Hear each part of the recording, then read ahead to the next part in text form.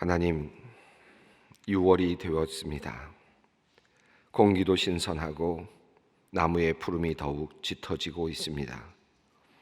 코로나19로 공장들이 멈추어서자 하늘도 맑아졌습니다. 산이나 강으로 나가 한껏 신선한 호흡을 하고 싶은 마음입니다. 하오나 여전히 오늘도 우리의 호흡은 불편하고 답답합니다. 코로나19를 앓고 있는 환자들은 병으로 인하여 호흡하기가 어렵고, 건강한 우리들은 마스크를 쓰고 다니느라 숨쉬기가 쉽지 않습니다. 아픈 사람이나 건강한 사람이나 모두 숨쉬기가 어려운 오늘의 상황을 보며 우리의 모습을 다시 생각합니다. 하나님께서 창조하신 깨끗한 자연 속에서 신선한 공기를 마음껏 마실 수 있었던 아담과 하와, 그러나 인간의 무분별한 자연에 대한 남용은 이 땅의 깨끗한 공기들을 오염시키고 말았습니다.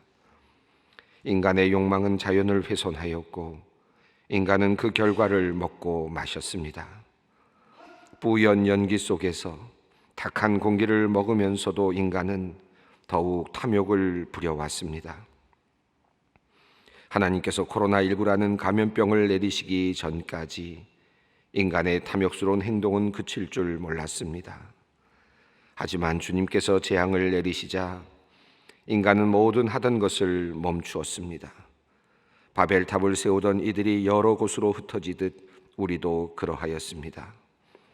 다시 자연은 회복되고 신선한 공기를 내어놓기 시작하였습니다. 생명의 기운이 다시 움트기 시작했습니다. 하오나 주님은 여전히 우리 인간들에게는 이 신선한 공기를 마실 것을 허용하지 않으십니다. 마스크를 쓰고 있는 우리는 다시 회복되어 신선해진 공기를 마시기보다 우리 속에서 올라오는 썩은 냄새를 맡으며 심판의 자리에 여전히 서 있습니다. 하나님, 우리의 죄악된 모습을 다시 돌아봅니다. 마스크를 쓰고 다니며 우리 안의 악취를 우리의 코로 맡게 하시며 우리를 돌아보게 하시는 하나님의 경고를 우리가 놓치지 않게 하여 주시옵소서. 다른 이들을 보면서 비난하며 비판하며 나만 정의롭고 바르다고 생각했던 우리들입니다. 나는 깨끗하다고 생각했던 우리 속에 썩어가는 것들이 있었음을 오늘 다시 깨닫습니다. 늘 바른 말을 한다고 했지만 그 말과 함께 우리의 냄새나는 악취가 함께 나오고 있었음을 알지 못하였습니다. 우리가 마스크를 쓰자 세상의 공기가 더 깨끗해졌음을 보며 우리를 돌아보는 시간이 많아지게 하여 주시옵소서. 하나님, 우리의 숨결이 이제 주님의 향기로 바뀌었으면 좋겠습니다. 우리가 입을 열면 좋은 향기 진동하였으면 좋겠습니다. 말의 내용도 중요하지만 입을 열 때 드러나는 상큼함과 신선함이 다른 이들에게 전달되었으면 좋겠습니다. 그래서 더욱 우리가 사는 동네의 공기가 좋아졌으면 좋겠습니다. 주님께서 우리 속에 오시어 주님의 향기로 우리를 가득 채워 주시옵소서. 하나님, 최근 미국에서는 한 흑인의 안타까운 죽음으로 인하여 많은 사람들이 안타까워하고 심지어 여러 곳에서 폭동이 일어나고 있다고 합니다. 또한 최근에 네팔의 어느 곳에서는 상위 계급 여성과 결혼을 하려 하였다는 이유로 불가촉 천민 계급인 달리트 청년과 친구 등 6명이 마을 사람들에게 쫓기다 강에 빠져 목숨을 잃는 일이 있었다고 합니다. 하나님, 피부의 색깔로 사람을 평가하는 정의롭지 못한 일들이 더 이상 일어나지 않기를 원합니다. 계급을 만들어 사람을 지배하거나 무시하거나 욕되게 하는 일이 더 이상 없었으면 좋겠습니다. 사회적인 통념이나 문화 속에서 자칫 우리가 형평성을 잃거나 정의롭지 못한 일을 하려 할 때가 많이 있습니다. 먼저 양심의 소리를 들을 수 있는 마음을 주시고 하나님의 뜻을 묻고 말씀 가운데서 방향을 잡을 수 있는 지혜를 우리에게 주시옵소서. 모든 인간이 하나님께서 기쁘게 지으신 하나님의 작품이라는 사실을 잊지 않게 하여 주시옵소서. 모든 사람들이 서로 함께 사랑하며 살아갈 수 있는 정의롭고 복된 나라가 이 땅에서 속히 이루어지기를 간절히 기도합니다. 외국인 노동자들의 처우와 비자 문제 등으로 우리나라에 거주하는 외국인들의 마음이 많이 상해 있다는 소식도 들려옵니다. 나그네를 선대하는 우리나라가 되게 하시고 그들이 먼 이국 땅에서 두려움을 갖거나 억울한 마음을 갖지 않도록 우리 모두가 노력하게 하여 주시옵소서. 믿는 이들의 모범을 통하여 그들에게 주님이 전파되는 역사가 있게 하여 주시옵소서. 하나님의 뜻이 이루어지는 이 나라가 되기를 기도합니다. 하나님, 코로나19로 인하여 고생하고 있는 공무원들, 의료진들을 위해 기도합니다. 끝이 보이지 않는 가운데 최선을 다해 전염의 확산을 막기 위해 노력하는 분들의 건강을 주님 지켜 주시옵소서. 좋은 약도 빨리 개발되게 하여 주시옵소서. 우리 국민들도 서로 조심하여 감염병의 확산을 막기 위해 협력하고 노력하게 하여 주시옵소서. 자신만을 생각하는 좁은 마음에서 벗어나 다른 이들을 배려하고 섬기는 마음을 우리 모두가 갖게 하여 주시옵소서. 우리 소망교회에서도 이제 지구 성경 공부와 여러 공동체의 모임이 이어지고 있습니다. 서로를 배려하는 마음을 가지고 거리 두기와 예절을 지키며 우리의 신앙을 잘 지켜나가는 우리 성도님들 되게 하여 주시옵소서. 이번 주일에 있을 1차 장로 선거를 위하여 주님께 기도합니다. 후보자들 한 분 한 분에게 주님께서 함께하여 주시옵소서. 그리하여 모든 후보자들이 이 과정을 통하여 하나님의 크신 은혜를 느끼고 경험하는 귀한 역사가 있게 하여 주시옵소서. 하나님, 오늘도 거룩한 주님의 말씀을 듣는 자리로 나아갑니다. 하나님의 말씀으로 기도하며 오늘 하루를 살아내려고 합니다. 친히 들려주시는 그 음성 듣게 하시고 깨닫게 하시며 결단하게 하여 주시옵소서. 주님의 은혜가 전하는 자와 듣는 자 모두에게 임하는 복된 시간 되게 하여 주시옵소서. 예수 그리스도의 이름으로 기도드리옵나이다. 아멘. 6월이 되었습니다. 그리고 물론 오늘이 2일입니다만은 책도 바뀌었습니다. 물론 창세기입니다만은 6월 새 책을 가지고 함께 읽어나가고 또 공부하고 있습니다. 오늘 말씀은 창세기 35장 16절로 22절 말씀입니다. 창세기 35장 16절로 22절 말씀 함께 봉독하겠습니다.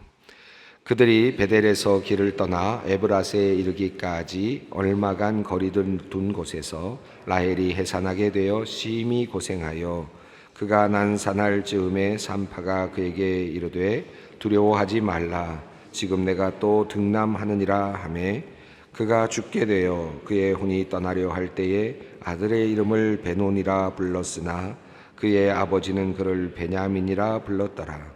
라헬이 죽음에 에브랏 곧 베들레헴 길에 장사되었고 야곱이 라헬의 묘에 비를 세웠더니 지금까지 라헬의 묘비라 일컫더라. 이스라엘이 다시 길을 떠나 에델 망대를 지나 장막을 쳤더라. 이스라엘이 그 땅에 거주할 때에 르벤이 가서 그 아버지의 첩 빌하와 동침하매 이스라엘이 이를 들었더라. 야곱의 아들은 12이라. 오늘 장면은 라헬의 죽음과 또 베냐민의 탄생에 대한 이야기입니다. 하나씩 이제 모든 것이 정리되어 가는 듯 보이는 야곱의 그 삶의 내용들입니다. 모습들이죠. 베델에서 하나님과의 관계를 다시 회복하고 또 새로운 언약을 맺고 힘차게 시작하는 그런 모습을 보고 있습니다. 그리고 이제 베델에서 이제 가나안 땅으로 확실하게 들어가는 장면이 오늘 모습입니다. 가나안으로 들어가고 있는 이 장면에서 한 비극적인 일이 나타납니다. 드러나게 되었습니다. 라헬의 죽음이었죠. 16절 말씀 우리가 한번 먼저 읽어보겠습니다. 그들이 베델에서 길을 떠나 에브라스에 이르기까지 얼마간 거리를 둔 곳에서 라헬이 해산하게 되어 심히 고생하여. 성경은 라헬이 임신하게 되었다라는 내용은 전하고 있지 않습니다. 그런데 이제 어느덧 아이를 가졌고 그리고 임신하고 이제 아이를 이제 출산하는 그런 단계에 이르렀음을 성경이 이야기하고 있습니다. 근데 이 여행길에 베델이라고 하는 그 여행길에서 그리고 이제 고향으로 돌아오는 가나안 땅으로 돌아오는 베들레헴으로 에브라시라는 그 땅은 후에 이제 뒤에도 나옵니다만 베들레헴의 옛 이름이죠. 에브랏, 이게 양식이 풍부하다라는 의미가 있고 비옥하다라는 뜻을 가지고 있고 또 열매를 맺다라고 하는 뜻을 가지고 있는 에브랏. 나중에 베들레헴은 이제 떡집, 그죠? 양식이 풍부한 집이란 그런 뜻을 가지고 있죠. 같은 의미입니다. 아마도 굉장히 비옥한 땅인 것 같습니다. 그 땅을 향해서 지금 가고 있는 상황 속에서 이제 어려운 일을 만나게 되었습니다. 베델에서 에브라스로, 베델에서 하나님과 약속을 분명하게 하고, 베델은 그가 고향을 떠나면서 처음으로 그가 하나님을 만나는 그 외지에서 하나님을 만났던 장소였고, 하나님께서는 그를 그 베델로 다시 돌아오게 하셔서 그를 정화시키시고 가족들을 온전하게 새롭게 하시는 그런 일을 하셨습니다. 그리고 이제 가나안 땅으로, 고향으로 이제 들어오는 장면인데, 그곳에서 라헬이 이제 해산을 하게 되었습니다. 창세기 30장 24절 23절에 보면 그 라헬이 첫 번째 아들을 낳는 장면이 나오죠. 요셉을 낳는 장면이 나오는데, 요셉을 낳고 그가 이야기하는 내용이 나오는데, 하나님께서 나의 부끄러움을 씻으셨다라고 해서 씻다라고 하는 이름, 그래서 그 아사프라고 하는 이름을 이제 말합니다. 요셉이죠.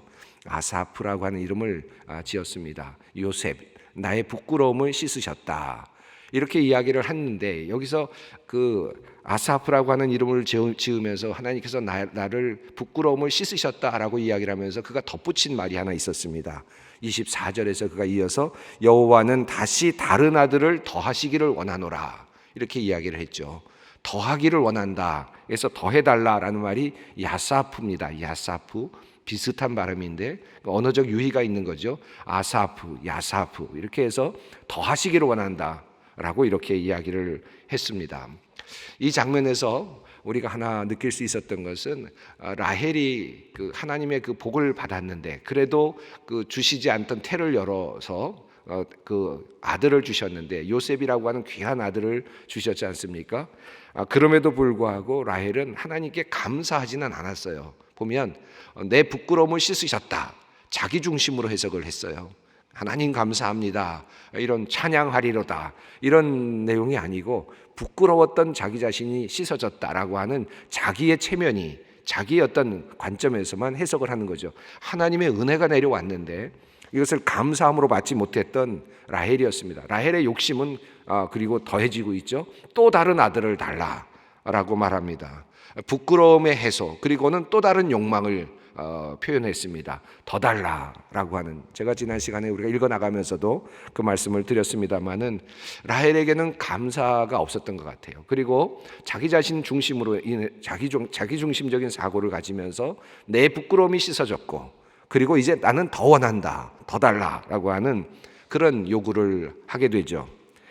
창세기 30장 그 앞부분 1절에 보면 그 라헬이 그 남편 야곱에게 투정을 부리는 장면이 나오는데, 내게 자식을 낳게 하라, 그렇지 않으면 내가 죽으리라, 이렇게 얘기하는 장면이 나왔습니다. 이 죽겠다라고 하는 말이 사실 두 번 암시적으로 등장하면서 라헬의 죽음을 예견하는 듯한 그런 표현들이 나왔는데, 그 중에 하나가 30장 1절이죠. 나로 자식을 낳게 하라. 이 말은 히브리어로는 나에게 아들을 달라, 아들을 내놓아라 라고 하는, 달라라고 하는, 더하다라는 말과 비슷한 말이죠. 달라라고 하는 말입니다. 달라라고 하는 말 할 때 야하부입니다. 야사프, 야하부, 이 비슷한 표현들이죠. 비슷한 음가들이 나오는 그런 표현들입니다. 달라, 더하라, 더해달라, 달라, 이런 표현들입니다. 결국은 라헬은 더 원했어요. 달라고 했어요. 갖고 싶어 했어요. 특별히 아들을 더 갖고 싶어 했습니다. 소원이 성취되는 장면이 이제 오늘 35장에 나타나고 있습니다. 아들을 달라, 더 해달라 라고 그렇게 강하게 요구했던 라헬의 소원이 이루어지는데 그는 그 소원과 함께 목숨을 바꾸고 있습니다. 17절 말씀을 보겠습니다. 그가 난산할 즈음에 산파가 그에게 이르되 두려워하지 말라, 지금 내가 또 등남하느니라 하매. 여기 보면 재밌지 않습니까? 17절 보면 내가 또 등남하느니라, 더 달라라고 했던 말이 상기되죠. 나 더 달라라고 했던 것을 그대로 산파의 입을 통해서 너 더 달라고 했지, 너 더 갖게 됐다라고 이렇게 이야기를 하죠. 내가 또 등남하느니라, 네가 더 갖게 되었다, 원하던 대로 되었다라고 하는 그런 의미입니다. 산파의 입을 통해서 하나님의 하나님의 그 은혜가 주어지는 모습이기도 하고, 동시에 자기 자신의 그 어떤 욕심, 그 욕망이 지금 성취되는 그런 모습이기도 합니다. 그래서 더 달라고 했던 그 라헬이 이제 그것을 받게 되는데 결국 죽음과 함께 지금 그것을 받고 있습니다. 저는 여기에 보면서 산파가 옆에서 있으면서 이렇게 이야기를 하는데, 야곱은 어디에 있었을까? 야곱의 이야기는 별로 나오지는 않습니다. 우리 성경을 보면 하나님께서 우리 인간에게 원하는 것을 주셨지만 그들의 영혼을 파리하게 하셨다 하는 그런 표현들이 나오는데, 우리가 원하는 것과 그리고 또 원하는 것이 있죠. 때로는 뭔가 갖고 싶어 할 때가 참 많습니다. 가지려고 노력할 때가 참 많은데 하나님의 그 뜻을 먼저 묻는 것이 더 중요합니다. 그리고 내가 원하는 욕망을 이루면서 실제로는 그 욕망을 얻었는데, 욕망 이루어지는 것을 얻었는데 영혼이 파리해지고 그리고 결국은 모든 것을 내려놓게 된, 죽음과 맞바꾸게 되는 그런 경우들이 참 많이 있습니다. 우리들의 삶 속에서도 그런 일들이 참 많이 있죠. 우리가 귀한 아들 하나 주셨는데 족한 줄로 알고 요셉을 기쁨으로 받아들였더라면 어땠을까? 물론 12명의 족장들이 나오지는 못했겠지만 그러나 또 다른 방식으로 하나님께서는 역사하셨겠죠. 하나님의 역사는 다른 방식으로 이루어졌을 것입니다. 요셉의 두 아들을 통해서 또 이루어졌을 수도 있고요. 다양한 방식이 있었을 겁니다. 그럼에도 불구하고 지금 라헬은 내가 더 얻기를 원했고요. 그리고 그 욕심을 통해서 그는 죽음을 만나게 됩니다. 우리가 인생을 살면서 하나님의 것, 하나님의 뜻을 묻는 것이 굉장히 중요합니다. 내가 얻어야지 달라 하다 보면 하나님께서 주실 때가 있죠. 또 하나님께서 그것을 우리의 소원을 우리가 이루어 주실 때가 있습니다. 그런데 그것이 우리에게는 도리어 나에게 축복이 되지 못하는, 그러나 하나님의 뜻은 이루어지는 그런 아주 절묘하다 그럴까요? 기가 막힌 경우들을 우리는 참 많이 보게 됩니다. 욕심을 부렸던 나는 사라지고 소멸되고, 그러면서도 하나님의 뜻은 이루어져가는 기가 막힌 일들을 우리는 삶 속에서 많이 봅니다. 신앙의 삶 속에서 많이 경험하게 되죠. 라헬의 이야기가 바로 우리들에게 그와 같은 삶의 모습을 보여주고 있습니다. 자, 18절 말씀입니다. 읽어봅니다. 그가 죽게 되어 그의 혼이 떠나려 할 때에 아들의 이름을 베논이라 불렀으나 그의 아버지는 그를 베냐민이라 불렀더라. 구약 성경 우리가 이름의 뜻, 단어의 뜻 이렇게 여러 설명들을 참 많이 하고 단어가 가지는 어떤 표현법들에 대해서 많이 이야기들을 합니다만은 사실 그걸 누가 알겠습니까? 지금 우리가 사용하고 있는 단어들이나 그 어떤 그 단어들의 그 의미들을 오늘 사용하고 있는 것들도 정확하게 우리가 규정하지 못하는데 2000년 이건 수천 년 전 일이죠. 수천 년 전에 사용됐던 그 단어의 뜻을 명확하게 안다는 것은 쉽지 않을 것입니다. 베논이, 베냐민이라고 하는 이 단어에 대한 그 정확한 뜻을 학자들도 굉장히 논란을 가지고 또 설명을 하고 있습니다.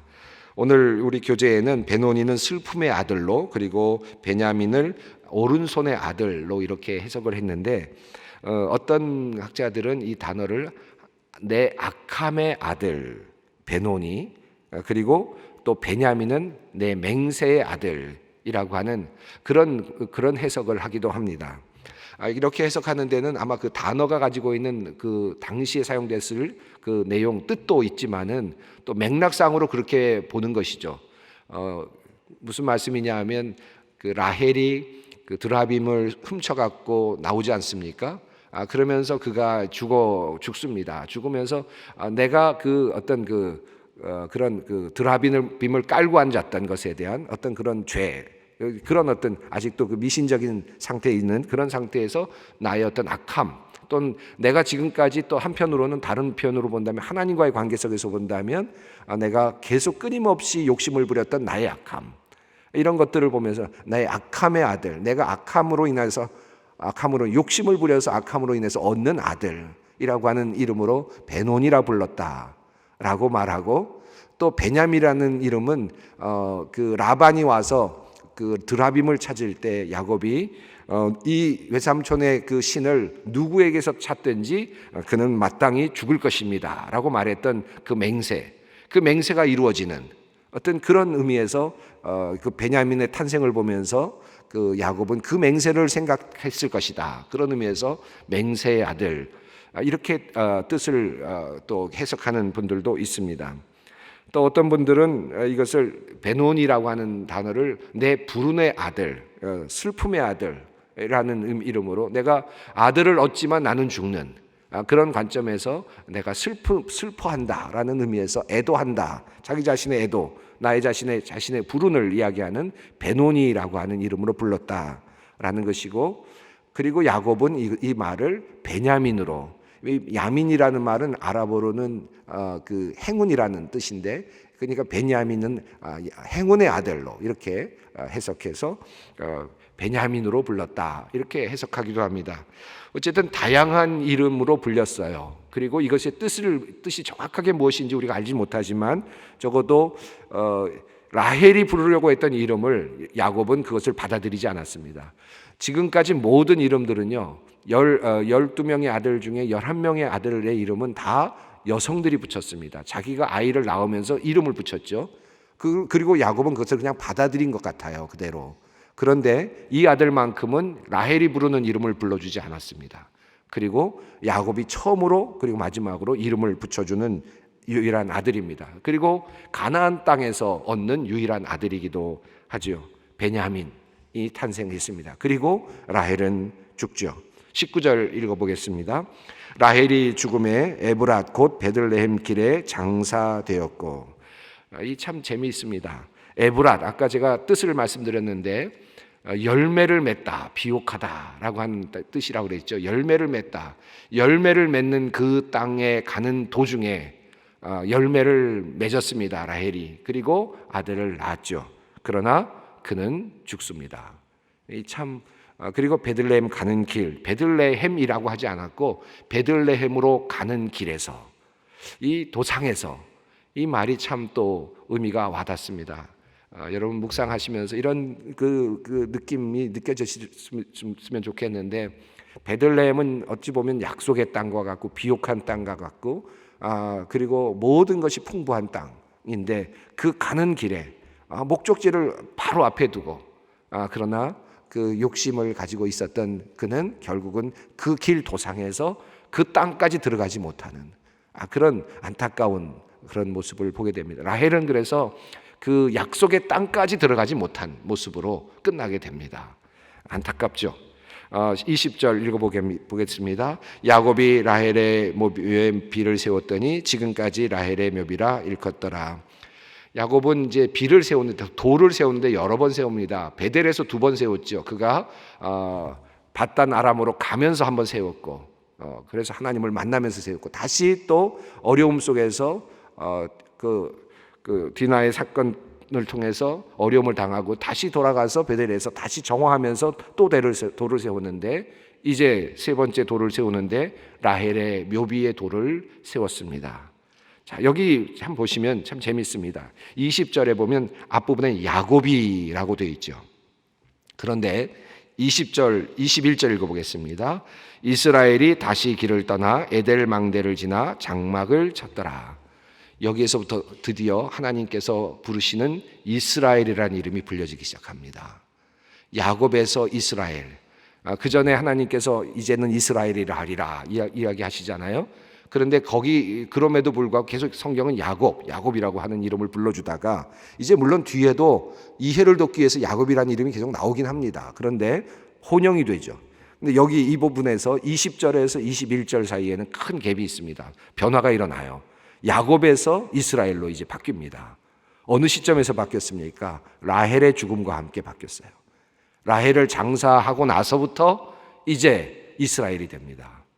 이 과정에서 크게 보면 세 번의 큰 일들이 있었죠. 우선은 지금까지 바단 아람에서 가지고 있었던 모든 신상들을 다 묻었죠.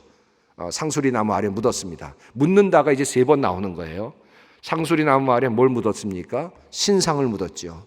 그 다음에 또 누구를 묻었습니까? 리브가의 그 유모였던 분을 묻었죠. 그래서 또 한번 묻었습니다. 이 리브가의 환상, 리브가였던 남아있던 기억, 그 리브가와 함께 있었던 엄마로부터 있었던 많은 잘못되었던 어떤 것들, 또는 잘못되었던 인생의 모든 굴곡들, 이 모든 것들을 엄마에 대한 사랑과 함께 묻습니다. 이것이 두 번째 묻음이었죠. 그리고 나서 그다음에 또 무엇을 묻습니까? 이제는 정말 자기가 정욕적으로 사랑했던, 그리고 끝까지 사랑하려고 노력했던 라헬을 묻습니다. 그리고 나서 그가 이스라엘이 됩니다.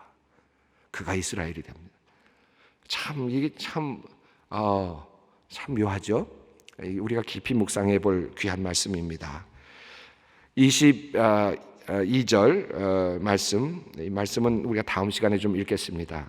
다음 시간에 르벤 이야기는 조금 더 하려고 하는데 오늘 이 말씀까지 보려고 합니다. 이스라엘이 길을 떠나 에델망대를 지나 장막을 쳤더라. 이스라엘이라고 하는 이름, 이제 모든 것을 묻고, 여러분 한번 생각해 보세요. 하나님께서 우리에게 원하시는 것이 무엇일까? 이스라엘이 되기 위해서 우리에게 원하시는 것이 무엇일까? 야곱의 마음에 있었던, 중심을 차지하고 있었던 모든 것들을 다 내려놓게 하셨습니다.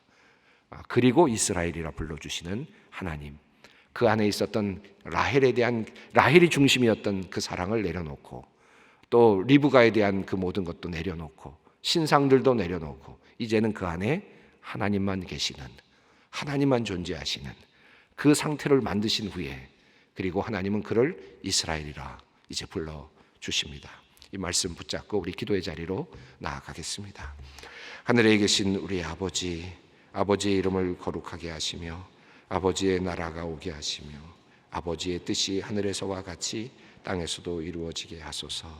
오늘 우리에게 일용할 양식을 주시고 우리가 우리에게 잘못한 사람을 용서하여 준 것 같이 우리 죄를 용서하여 주시고 우리를 시험에 빠지지 않게 하시고 악에서 구하소서. 나라와 권능과 영광이 영원히 아버지의 것입니다.